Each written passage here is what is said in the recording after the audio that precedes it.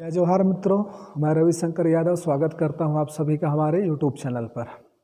अभी हम लोग भारत की अर्थव्यवस्था के अंतर्गत बजट टॉपिक पढ़ रहे हैं और बजट के अंतर्गत बजट क्या होता है, बजट से संबंधित तथ्य, बजट का प्रस्तुतिकरण, बजट के निर्माण की प्रक्रिया और बजट से संबंधित उपकरण जो होते हैं, इस सब की बात हम लोगों ने लास्ट वीडियो में कर ली है। ठीक, अब हमको पढ़ना है क्या, बजट के प्रकार पढ़ना है। लेकिन बजट के प्रकार से पहले अभी का वीडियो जो है वो एक टॉपिक पर है जिसको मैं अभी आप लोग को समझाना चाहता हूँ। वो इसी के अंतर्गत उसको पढ़ा जाता है और वो है आपका क्या, हीनार्थ प्रबंधन। क्या, हीनार्थ प्रबंधन। तो हम अभी जो बात कर रहे हैं, अभी जो पढ़ना है अपने को, वो क्या पढ़ना है, हीनार्थ प्रबंधन। ठीक, इसको समझना है। साथ में अपना जो है हीनार्थ प्रबंधन के साथ WMA अर्थोपाय अग्रिम की राशि, अर्थोपाय अग्रिम, और साथ में अपने को पढ़ना है क्या, अधिविकर्ष की राशि। तो ये एक बजट से संबंधित छोटा सा कॉन्सेप्ट है, इसको समझना है अपने को, ये होता क्या है। ठीक है जी। तो क्या क्या है इसमें, ये तीन वर्डों से परिचित होना है। एक्चुअल में ये होता क्या है, एक हीनार्थ प्रबंधन, दूसरा अर्थोपाय अग्रिम या फिर वेज एंड मीन्स एडवांस, अभी लिखेंगे इसको फुल फॉर्म इसका भी, और लास्ट क्या, अधिविकर्ष। इन तीनों वर्ड को अपने को परिचित होना है कि ये क्या होता है। चलिए समझते हैं। देखो, हमने देखा बजट के में कि बजट में क्या होता है, सरकार का क्या होता है, एक तरफ आय होता है और दूसरी तरफ सरकार का क्या होता है, व्यय होता है। अब ये सरकार का आय और व्यय, अगर मान लो सरकार का आय कम है और व्यय ज़्यादा है, ठीक है, सरकार का आय कम है और सरकार का व्यय क्या है, ज़्यादा है, तब क्या हो जाता है, यहाँ पर गैप क्रिएट हो जाता है। ठीक, और इस गैप को, अंतर को फुलफिल करने के लिए सरकार क्या करती है, सरकार करती है क्या, ऋण लेती है। अब ये ऋण हो सकता है सरकार क्या ले, आंतरिक रूप से ले, या फिर सरकार क्या ले, बाह्य रूप से ले। समझ में आ रहा है बात। और हो सकता है कि इस फुलफिल को गैप करने के लिए क्या सरकार विनिवेश भी करती है, और भी ऑप्शन है, बोलेगी या मूलधन ऋण को वापस लेगी, है ना, ऋण वापस भी मांगेगी। बांग्लादेश को ऋण दी है तो बोलेगी भाई तुम मेरा ऋण दो, अभी मेरे को वापस चाहिए, क्यों, क्योंकि मेरे को पैसे की क्या हो जा रही है, कमी हो जा रही है। ठीक है, तो फिलहाल ये विनिवेश और ये सब भी है उपाय, लेकिन अभी हम लोग इसको साइड में रखते हैं, हम लोगों को अभी इससे मतलब नहीं है। ठीक है, ऋण विनिवेश ये सबको पीछे रखते हैं। अभी मैं क्या बोल रहा हूँ, सरकार को मान लो क्या हुआ, आय कम हो गया, व्यय ज़्यादा हो गया, तो गैप क्रिएट हुआ। इस गैप को क्रिएट करने के लिए, फुलफिल करने के लिए सरकार क्या करती है भाई, ऋण लेती है। ऋण आंतरिक स्तर पर भी होता है, आंतरिक स्तर पर जो ऋण लेती है वो ऋण होता है सरकार का RBI से ऋण लेती है, या फिर सरकार क्या करती है, PPF की राशि से, या फिर किसान जब बचत पत्र इसको यूज़ करती है ऋण के रूप में, किसान बचत पत्र की राशि, किसान बचत पत्र की राशि, या फिर पोस्ट ऑफिस की जमा राशि। तो याद रखिएगा ये चार चीज़ है ना, पोस्ट ऑफिस की जमा राशि, या RBI से ऋण, या PPF की राशि, या किसान बचत पत्र की राशि। दूसरी तरफ बाह्य स्तर पे सरकार क्या करेगी भाई, IMF से ऋण बोलेगी, वर्ल्ड बैंक को बोलेगी ऋण दो, ADB से बोलेगी ऋण दो, या अन्य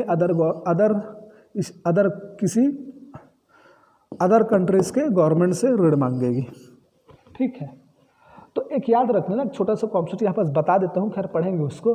ये जितना ऋण है ना, यही ऋण कहलाता है राजकोषीय घाटा। ये जो ऋण है यही कहलाता है राजकोषीय घाटा। ठीक है, लेकिन अभी हम लोग राजकोषीय घाटा नहीं पढ़ रहे, राजकोषीय नीति अभी स्टार्ट नहीं किया, पढ़ेंगे उसको। ठीक, अभी मैं यहाँ पर क्या बोल रहा हूँ, ये जो गैप क्रिएट होता है ना, इस गैप को क्रिएट करने के लिए सरकार ऋण लेती है। ऋण क्या लेती है, आंतरिक स्तर पर भी लेती है और बाह्य स्तर पर भी लेती है। अब ये जो आंतरिक स्तर पर जो RBI ऋण प्रदान करती है, इसी को अपने को पढ़ना है, अभी समझना है थोड़ा। ठीक है, यही से आपका क्या निकलेगा, हीनार्थ प्रबंधन, WMA की राशि और अधिविकर्ष की राशि। अब समझिएगा। ठीक, तो मैं क्या बोला, RBI से जो ऋण लेती है इसी को समझना है। तो मैं क्या बोला, अब सिर्फ RBI की बात करेंगे। तो मैं क्या बोला, यहाँ पर आय और व्यय, अब हम लोग बात किसकी करेंगे, केवल RBI की। तो मैं क्या बोला, आय और व्यय सरकार का क्या होता था, आय कम होता था और व्यय ज़्यादा होता था। ठीक है, सरकार का आय कम हो जाता था और व्यय ज़्यादा हो जाता था, तब सरकार यहाँ ऋण लेती थी। अब मैं यहाँ ऋण किसकी बात करूँगा, सिर्फ गैप क्रिएट होता था। ठीक है, क्या होता था, गैप। तो पहले क्या होता था, समझिएगा पहले की बात क्या थी। तो यहाँ पर जब आय और व्यय ज़्यादा हो जाता था तो क्या होता था, गैप होता था, या इसी को क्या बोल देते थे, बजट घाटा। क्या बोल देते थे, बजट घाटा। अब इस बजट घाटे की भरपाई कैसे होता था, तो याद रखिएगा, इस बजट घाटे की भरपाई पहले क्या होता था, पहले आरबीआई के द्वारा नए नोट जारी करके इस घाटे की भरपाई की जाती थी। नए नोट जारी करके इस घाटे की भरपाई की जाती थी। तो बात समझ रहे हो मैं क्या बोल चाह रहा हूँ, फिलहाल क्या बोलना चाह रहा हूँ कि जो बजट घाटा होता था, तो इसी चीज़ को मैं बताया कि भाई मान लो 100 रुपये आय हो रहा है, 150 रुपये व्यय हो रहा है, तो यहाँ गैप 50 का हुआ तो 50 रुपये बजट घाटा हो गया। तो इस बजट घाटे की भरपाई होता कैसे था, तो आरबीआई पहले क्या करती थी, आरबीआई के द्वारा नए नोट छापकर इस घाटे की भरपाई की जाती थी। नए नोट छापकर सरकार को दे देती थी। ठीक है, इसी को बोला जाता था हिनार्थ प्रबंधन। ठीक है, मैं अभी आपको बताया ना कि अपने को क्या करना है भाई, 3 वर्ड से परिचित होना है, हिनार्थ प्रबंधन, WMA और अधिविकर्ष की राशि। ठीक, तो मैं क्या बोला, हिनार्थ प्रबंधन क्या है, तो पहले क्या होता था, सरकार के बजट घाटे की भरपाई करने के लिए आरबीआई क्या करती थी, नए नोट छापकर सरकार को दे देती थी। ठीक है, या आरबीआई के द्वारा नए नोट जारी छापकर सरकार के बजट घाटे की भरपाई करना ही क्या कहलाता था, हिनार्थ प्रबंधन कहलाता था। ठीक है, समझ में आया। तो हिनार्थ प्रबंधन, ठीक है, ये पहले करती थी, अब मतलब वर्तमान में ऐसा नहीं होता। मैं बताऊंगा क्यों, क्योंकि क्या होता था, ये जो भरपाई होता था ना, नए नोट छापकर भरपाई करती थी, इसी को क्या बोला गया, इसी को बोला गया हिनार्थ प्रबंधन। इस हिनार्थ प्रबंधन के क्या थे, इस हिनार्थ प्रबंधन के दुष्परिणाम थे। इसका क्या हो रहा था, नेगेटिव इफेक्ट निकल के आ रहा था अर्थव्यवस्था में, इसलिए आरबीआई ने इसको बंद कर दिया। ठीक है, तो इसको बंद क्यों किया, क्योंकि इसका दुष्परिणाम निकल के आ रहा था। तो दुष्परिणाम क्या था हिनार्थ प्रबंधन का, तो दुष्परिणाम क्या क्या था, तो बोला गया कि भाई इससे क्या हो रहा था, मुद्रास्फीति बढ़ती थी। क्या बढ़ रही थी, मुद्रास्फीति बढ़ रहा था।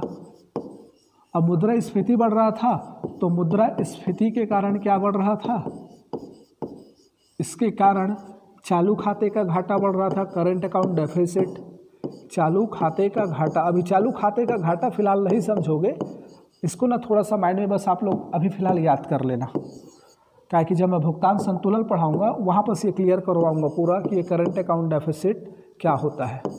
ठीक है, तो क्या बोला, इसका दुष्परिणाम क्या था, महंगाई बढ़ता था, और महंगाई बढ़ने से क्या बढ़ता है, चालू खाते का घाटा भी बढ़ रहा था, और इन्फ्लेशन, महंगाई और करंट अकाउंट डेफिसिट, ये चालू खाते का घाटा, इन्फ्लेशन और करंट अकाउंट डेफिसिट, चालू खाते का घाटा, इनके बढ़ने से क्या हो रहा था, सरकार का राजकोषीय घाटा बढ़ रहा था। सरकार का क्या, राजकोषीय घाटा बढ़ रहा था, और अंततः इसके कारण क्या होती, सरकार गैर जिम्मेदार थी। क्यों गैर जिम्मेदार, अरे भाई जितना भी नुकसान हो रहा है, जितना भी मतलब नुकसान नहीं, घाटा हो रहा है ना, सरकार को क्या हो रहा है, 5,000 करोड़ का घाटा हो गया, तो 5,000 करोड़ रुपए आरबीआई क्या कर रही है, नए नोट का 5,000 करोड़ का नोट छाप रही है और सरकार को दे रही है, लो जाओ जो खर्च करना है करो। सरकार को और घाटा हो रहा है 10,000 का, तो फिर आरबीआई क्या कर रही है, 10,000 का नए नोट छाप रही है और सरकार को दे रही है। ठीक है, तो इसका क्या हो रहा था, इससे सरकार गैर जिम्मेदार हो गई थी, उसको टेंशन नहीं था, अरे भाई हम लोग को चाहे जितना खर्च करना है करो, घाटा होगा तो आरबीआई तो दे ही रहा है पैसा। तो इसका क्या हो रहा था, नेगेटिव इफेक्ट हो रहा था, दुष्परिणाम हो रहा था। क्या दुष्परिणाम हो रहा था, तो बिना उत्पादन के तरलता की मात्रा में वृद्धि होने से क्या होता है, मुद्रास्फीति बढ़ रही थी। ठीक है, बिना उत्पादन के क्या हो रहा था, आरबीआई नोट दे रही थी, और तरलता की मात्रा क्या हो रही थी, अर्थव्यवस्था में बढ़ते जा रहा था। तो बिना उत्पादन के तरलता की मात्रा तरलता की आपूर्ति हो रही थी ऋणार्थ प्रबंधन के माध्यम से, तो मुद्रास्फीति बढ़ रहा था। मुद्रास्फीति बढ़ रही थी इसलिए चालू खाते का घाटा भी बढ़ रहा था। मुद्रास्फीति और चालू खाते का घाटा दोनों बढ़ रहा था, इसलिए सरकार का राजकोषीय घाटा भी बढ़ रहा था और साथ में सरकार क्या हो गई थी, गैर जिम्मेदार हो गई थी। यह परिणाम था। यही कारण था कि इस ऋणार्थ प्रबंधन की व्यवस्था को सरकार ने क्या किया, ऋणार्थ प्रबंधन की व्यवस्था को सरकार ने बंद कर दिया। बंद किया आरबीआई ने ना, सॉरी सरकार ने, आरबीआई ने बंद किया और 1997 में इसके स्थान पर WMA सिस्टम लेके आई आरबीआई। WMA ये सिस्टम लाई। अब देखेंगे इसको ये क्या है। फिलहाल मैं क्या बोला, ऋणार्थ प्रबंधन। तो ऋणार्थ प्रबंधन को अगर आप बोलना चाहोगे तो क्या है, तो पहले अगर लिखना रहेगा तो क्या लिखेंगे, लिखना ऐसे लिख लीजिएगा आप लोग, है ना। मैं बस बोल देता हूँ एक बार, लिखिएगा ऐसे करके कि पहले सरकार के बजट घाटे की भरपाई आरबीआई के द्वारा नए नोट छापकर की जाती थी। ठीक है, तो आरबीआई के द्वारा नए नोट छापकर सरकार के बजट घाटे की भरपाई करने को ही ऋणार्थ प्रबंधन कहा जाता था, जिसके अनेक दुष्परिणाम अर्थव्यवस्था पर पड़ते थे। ये दुष्परिणाम, उपरोक्त दुष्परिणाम के कारण 1997 में आरबीआई ने ऋणार्थ प्रबंधन की व्यवस्था को समाप्त कर दिया और उसके स्थान पर WMA की व्यवस्था लेकर आई। बस इतना लिख लीजिएगा। अब ये WMA क्या है, तो इसका हिंदी नाम होता है अर्थोपाय अग्रिम की राशि। अर्थोपाय अग्रिम की राशि, अग्रिम की राशि। और इसका इंग्लिश नेम क्या, तो वेज एंड मीन्स एडवांस। चलो, अब ये क्या होता है, वेज एंड मीन्स एडवांस या अर्थोपाय अग्रिम की राशि। अब ये क्या है, तो देखो भाई यहाँ पर क्या होता था, इसमें होता क्या है, वित्तीय वर्ष के प्रारंभ में ही, जो फाइनेंशियल ईयर होता है, वित्तीय वर्ष के प्रारंभ में ही क्या होता है, आरबीआई और सरकार, इनके मध्य एक क्या हो जाता है, समझौता होता है। और इस समझौते में इस बात का मेंशन होता है कि आरबीआई के द्वारा कितनी राशि सरकार को दी जाएगी, सरकार को दी जाएगी। ठीक है जी, मतलब वित्तीय वर्ष के प्रारंभ में ही, अप्रैल में ही क्या होगा, आरबीआई और सरकार आपस में क्या कर लेंगे, समझौता कर लेंगे। ठीक है, समझौता कर लेंगे और समझौते में मेंशन क्या होगा कि आरबीआई और सरकार के बीच पहले से डिसाइड हो जाएगा कि आरबीआई कितना पैसा देगी सरकार को। ठीक है, तो पहले से एक समझौता हो जाता है कि हाँ भाई, आरबीआई बोलता है मैं आपको इतना पैसा दूंगा और उतना पैसा दे देता है। ठीक, तो ये जो पैसा है, राशि, ये आरबीआई जो सरकार को देती है, याद रखिएगा, ये 90 दिनों के लिए देती है। कितने दिनों के लिए, 90 दिनों के लिए। और ये राशि ऋण के रूप में देती है, ऋण के रूप में राशि देती है और इस पर रेपो रेट के दर से ब्याज लेती है। तो याद रखिएगा, पहले क्या था, बस जब जितना पैसा चाहिए उतना नोट छाप कर दे रही थी, है ना, और ऋण के रूप में नहीं था। अब क्या बोल दिया गया कि भाई पहले से समझौता हो चुका है कि भाई मैं इतना ही पैसा दूंगा। मान लो समझौता है 50,000 करोड़ का, तो गवर्नमेंट को भी देख के खर्च करना पड़ेगा ना, कि भाई हमको आरबीआई से केवल 50,000 करोड़ ही मिलेगा, उससे ज़्यादा नहीं मिलेगा। तो वो अपना व्यय को क्या करेगी, थोड़ा हिसाब से करेगी, गैर जिम्मेदार नहीं होगी, जिम्मेदार हो जाएगी। प्लस ऋण भी ले रहा है, अब वो ऋण की है,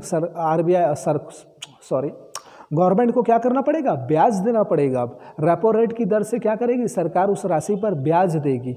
तो याद रखिएगा, इसी को बोला गया क्या, WMA की राशि। तो WMA की राशि क्या है, तो इसके तहत आरबीआई और सरकार के मध्य वित्तीय वर्ष के प्रारंभ में ही एक समझौता होता है, जिसके अंतर्गत इस बात का उल्लेख होता है कि आरबीआई के द्वारा गवर्नमेंट को कितनी राशि प्रदान की जाएगी। ठीक है, इसी को क्या बोला जाता है, WMA की राशि। यह WMA की राशि आरबीआई सरकार को 90 दिनों के लिए ऋण के रूप में देती है, जिस पर सरकार आरबीआई को रेपो रेट की दर से क्या देती है, ब्याज देती है। तो ये आपका क्या हो गया, WMA की राशि। अब चलो, तो मैं आपको क्या क्या बता दिया, 3 वर्ड से हम लोग परिचित होना था, हिनार्थ प्रबंधन से और WMA की राशि से। तो WMA की राशि 1997 में आई है, इसको याद रखिएगा। ठीक, ये कॉन्सेप्ट। अब बात आता है अधिविकर्ष की राशि। अब ये क्या है, ठीक है, अधिविकर्ष की राशि। चलो इसको भी समझो, अब ये क्या है। तो मैं क्या बोला कि भाई WMA के तहत क्या किया जा रहा है, पहले समझौता हो गया, और इस समझौता के तहत पहले से डिसाइड हो गया कि हम इतना पैसा आपको देंगे, ऋण के रूप में देंगे, 90 दिनों के देंगे, और इस पर रेपो रेट की दर से क्या करेंगे, ब्याज लेंगे। आरबीआई बोल दी गवर्नमेंट को। ठीक, अब मान लो समझौते में हुआ था कि भाई 50,000 करोड़ देंगे, चलो 50,000 करोड़ रुपया दे दिए। अब इस 50 करोड़ हजार को आपने क्या दिया, 90 दिनों के लिए दिया, 90 डेज के लिए, और इस पर आपने क्या किया, रेपो रेट दर से ब्याज भी लिया आरबीआई ने। ठीक, गवर्नमेंट को देकर। अब सरकार को इस 50,000 करोड़ के बाद मान लो 70,000 करोड़ रुपए की और जरूरत पड़ गई।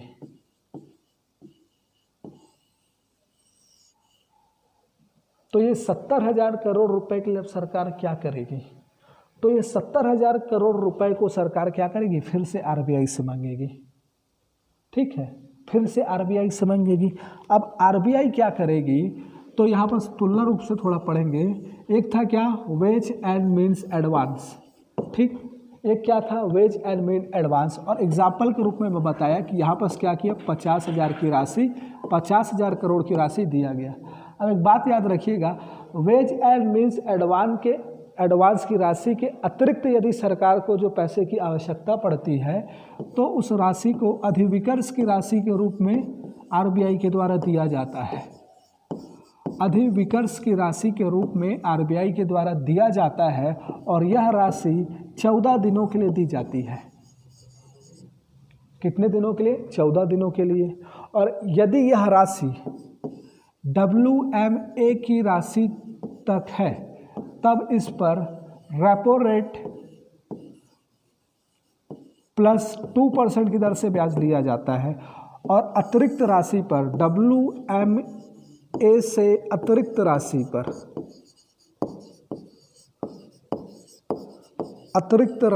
पर इस राशि पर क्या किया जाता है, रेपो रेट प्लस 5% की दर से ब्याज लिया जाता है। मतलब ये कि मैं क्या बोला, 50,000 करोड़ रुपया क्या हुआ था, WMA के रूप में दिया गया था। अब बोली गवर्नमेंट कि मेरे को 70,000 करोड़ रुपया और चाहिए, तो ये 70,000 करोड़ रुपया को अधिविकर्ष के रूप में दिया जाएगा। ये 70,000 करोड़ रुपए अधिविकर्ष के रूप में दिया जाएगा, 14 दिनों के लिए दिया जाएगा। अब इस अधिविकर्ष की राशि के दौरान क्या होता है, WMA तक की राशि, यदि अधिविकर्ष की राशि WMA की राशि तक है या उससे कम है, यदि अधिविकर्ष की राशि WMA की राशि तक या उससे कम है, तो उस पर रेपो रेट प्लस 2% की दर से ब्याज लिया जाता है। और यदि यह अधिविकर्ष की राशि WMA की राशि से अधिक है, तो अतिरिक्त राशि पर रेपो रेट प्लस 5% की दर से ब्याज लिया जाता है। मीन्स ये 70,000 रुपीज़ 14 दिनों के लिए सरकार को दिया जाएगा, तो इसमें से जो 50,000 करोड़ रुपया रहेगा, इस पर ब्याज लेगी रेपो रेट प्लस 2% की दर से, और बच गया जो 20,000 करोड़ रुपीज़ इस पर ब्याज लेगी रेपो रेट प्लस 5% की दर से। तो याद रखिएगा, यही है क्या, अधिविकर्ष की राशि। तो अधिविकर्ष की राशि में बोलेंगे क्या, तो हम बोल सकते हैं सिंपल सा बात, क्या, यदि सरकार को WMA के अतिरिक्त अन्य और राशि, ऐसा नहीं, यदि सरकार को WMA के अलावा अतिरिक्त राशि की आवश्यकता होती है, तब आरबीआई सरकार को अधिविकर्ष के रूप में यह राशि प्रदान करती है। ठीक है, आरबीआई के द्वारा 14 दिनों के लिए यह राशि प्रदान की जाती है। ठीक। उसके बाद क्या, यदि अधिविकर्ष की राशि WMA की राशि तक या उससे कम है तो उस पर रेपो रेट प्लस 2% की दर से ब्याज लिया जाता है, और यदि अधिविकर्ष की राशि WMA की राशि से ज़्यादा है तो अतिरिक्त राशि पर, है ना, अतिरिक्त राशि पर रेपो रेट प्लस 5% की दर से ब्याज लिया जाता है। तो ये क्या हो गया आपका अधिविकर्ष की राशि। मैं बता दिया, अब आपको समझा दिया तीनों चीज़। हीनार्थ प्रबंधन क्या है, नए नोट छापकर क्या करना, घाटे की भरपाई करना, ठीक है। तो इसके वजह से मुद्रास्फीति बढ़ता था, मुद्रास्फीति के साथ साथ चालू खाते का घाटा बढ़ता था, साथ में क्या होता था, राजकोषीय घाटा बढ़ता था, सरकार गैर जिम्मेदार होती थी। तो 1997 में इसको RBI ने बंद कर दिया। RBI ने बोला अब हम तुमको ब्याज में पैसा देंगे, अब पहले से डिसाइड करके रखो कि कितना पैसा लोगे समझौते के तहत, और 90 दिनों के लिए हम पैसा देंगे और इस पैसे पर रेपो रेट की दर से क्या लेंगे, ब्याज लेंगे, ठीक। ये क्या हो गया आपका WMA की राशि। उसके बाद तुमको अन्य और पैसा चाहिए रहेगा, अतिरिक्त पैसा, तो वो पैसा हम 14 दिनों के लिए देंगे और उस पर भी ब्याज लेंगे, लेकिन अब ज़्यादा ब्याज लेंगे। अगर WMA की राशि तक मांगोगे तो उस पर हम क्या करेंगे, रेपो रेट प्लस 2% की दर से ब्याज लेंगे, और यदि WMA की राशि से ज़्यादा राशि मांगोगे और तो उस अतिरिक्त राशि पर आपको कितना ब्याज देना पड़ेगा, रेपो रेट प्लस 5% ब्याज देना पड़ेगा। रेपो रेट वगैरह सब मैं समझा चुका हूँ पिछले वीडियो में, है ना, आप बिल्कुल जाके सब कुछ समझ सकते हो, देख सकते हो। चलिए, तो ये वर्ड समझ गए आप लोग। अब क्लास यहीं मैं रोकता हूँ, नेक्स्ट वीडियो में मैं लेके आऊँगा। अब अगला टॉपिक जो हमारा बचा है क्या,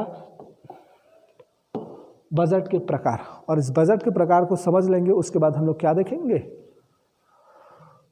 राजकोषीय नीति को देखेंगे। चलिए, है ना, अच्छे से पढ़िए, समझिए, कोई डाउट होगा तो बिल्कुल कमेंट करिए, आंसर मिलेगा आप लोग को। और वीडियो को लाइक करिए, सब्सक्राइब करिए, शेयर करिए, कमेंट करिए। समझ में आ रहा है तो करिए, अदरवाइज मत करिए, ठीक है। चलिए, मिलते हैं फिर अगले टॉपिक में।